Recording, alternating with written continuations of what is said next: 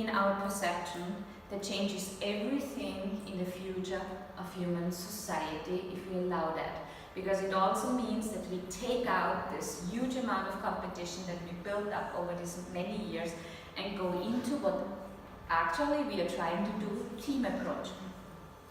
So we ask the students during the entire time of education to compete with each other, to be the best of the best. Then we take them out of school, put them in a company and say, hey, by the way, you have to work with this 8 other people in a team. Yeah, you should know how to do this by now. It doesn't work.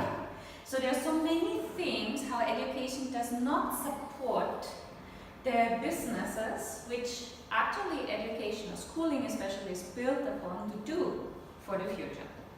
So in that kind of education, we have to change the teacher's role. So what we do, we change it to guiding, co-working, mentoring and tutoring. In the first phase, the first years of life, first 3-4 years, the teacher becomes a guide with helping the child understanding certain rules, how we as a society decided upon living together. Because at that present moment, the cognitive development is not yet evolved in such a way to understand that.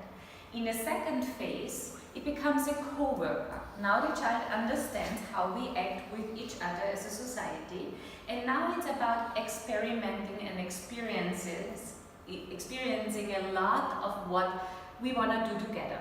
The next step is the environment. So the question of environment that we provide will influence the student in its process of growing up and understanding the world.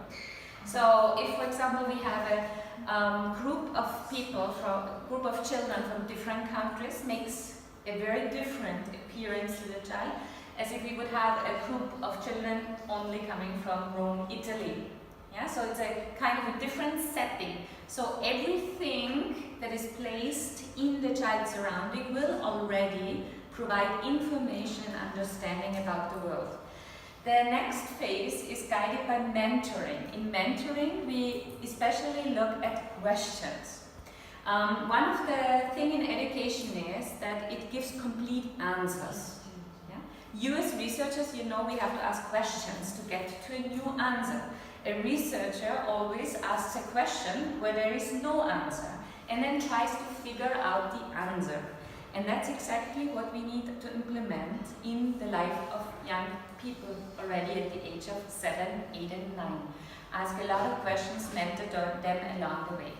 Then we have the phase where children go into pre-puberty and puberty, where they need more tutor. That's the age when the children are more guided by the peer group than the adults. So the approach changes to a coaching and a tutoring approach. What is along this process very important is the bonding. It's the connection between the adults and the child. So, for example, if you have a 14-year-old child and you go in a classroom setup and speak about business and leadership, and you have never done it yourself, yeah, it will be very difficult for the child's brain, who uses already discernment, to really accept it. But if a person like Elon Musk comes into a room and speaks about leadership, yeah, it will make an impression. So real life experiences given to children and teenagers is a very, very important part to provide education, is the fertilizer that it needs to really have productive employees and leaders.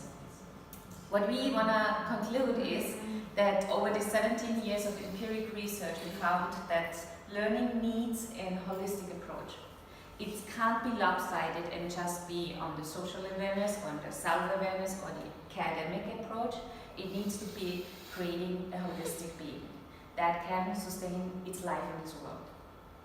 This is true not just for children, it's true for every age, because development and learning doesn't stop when you go out of school. It goes on. And it's a pity that most of the people forget 95% of whatever they learned at school and university and have to start over again afterwards. So this is my presentation. I hope you liked it, and if there are any questions, please